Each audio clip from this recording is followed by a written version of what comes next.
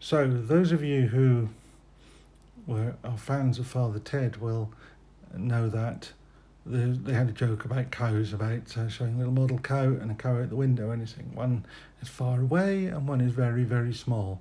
So talking about the way scale varies. So we have a big mini hunter and we have a little mini hunter. Truth is, they're both little mini hunters.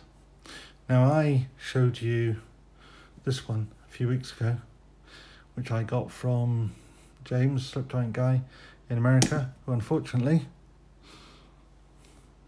because Casey's quality control was so poor, has decided not to continue as a knife retailer. It's a real shame because he sent me some real gems.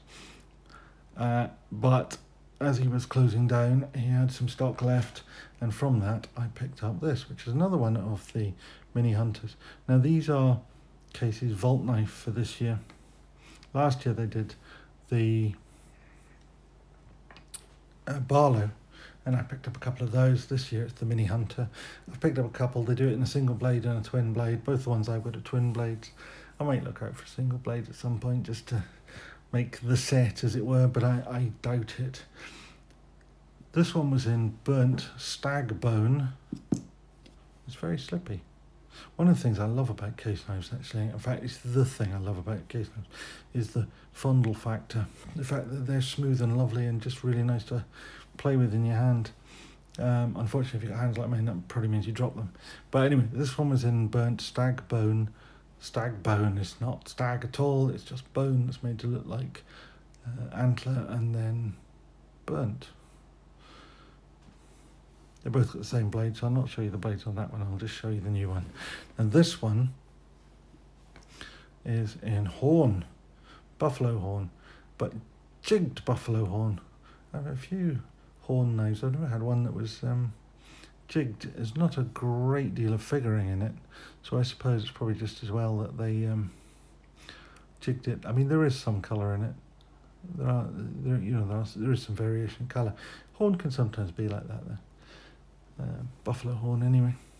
So we have in this two blades. The first one being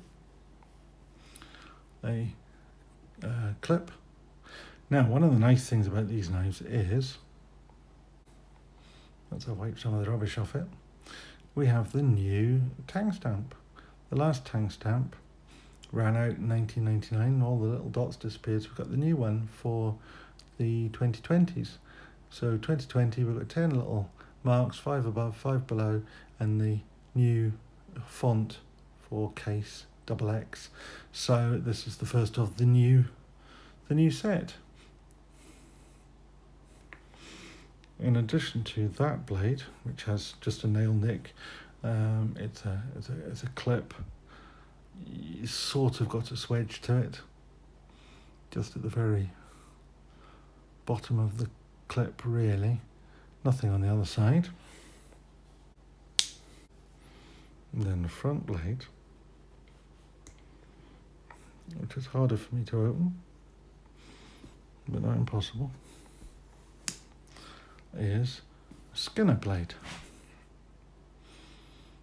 It's rather like my Copperhead, which is away at the moment, will be back soon. This has the model numbers on it. So we've got USA BH for buffalo horn and 2165, which is the model number, and SS, which is not a Nazi affiliation, but says it's I don't know if surgical steel or stainless steel, but it's stainless steel anyway, and in this case 420 steel. Don't know if it's 420 HC, it might be, but it's the standard that you get from Case. I do quite like that little Skinner blade, actually. I don't know that these are tremendous user knives because they are quite small, but they are very good.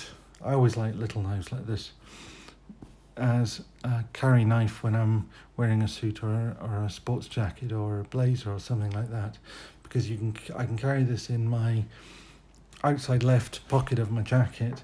Doesn't spoil the line of my suit, and if I whip this out or a knife like it in an office or somewhere like that where people can get alarmed by the funniest things. They'll never, ever, ever be alarmed by one of these little knives. So in terms of size, let's open that up again, put it up there. The traditional comparator for these things is always, for me, is the Swiss Army knife. This is the Pioneer 93mm, and the little knife that I have here is the Serge Panchenko. It's not Serge Panchenko. Sorry, Serge. It's a rip-off. But just for size, to give you an idea, these are little knives. In terms of the ruler, we are talking about a knife that is, squint, a knife that has a 2-inch blade, just fraction over 2-inch blade, about 1 7/8 cutting edge. The other blade's very slightly smaller. Overall length of just under 5 inches. So this is definitely a small knife.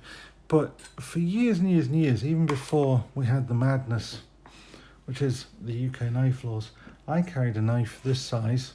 Granted, it was a lockback, but it was a little knife this size, little Japanese made 440 steel lockback, and that was the knife I used most. Now granted, I always had a large knife, and generally it would be a large lockback knife of at least this size, somewhere handy for when it was necessary. But just for opening an envelope or cutting a piece of string or whatever, this was the main knife, not the backup knife. This was the main knife. This is the one that I used. The artillery that I held in reserve was this. This was the backup. But the knife I would use would be a little knife like this. And they're perfectly competent, perfectly capable, and will do 80%, 90% of all the things that you want a knife to do.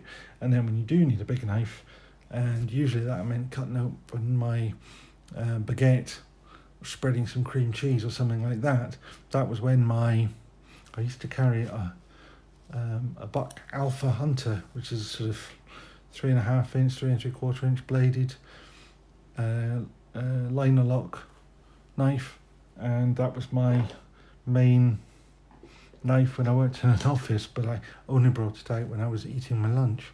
This is the one that I opened my envelopes with. So anyway, I think that's probably as much as one needs to say about this. I do think, one thing I should notice, the fit and finish on these is really good.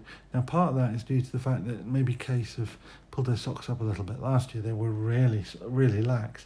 But the other thing is because when you buy knives from the slip joint guy, he checks them out.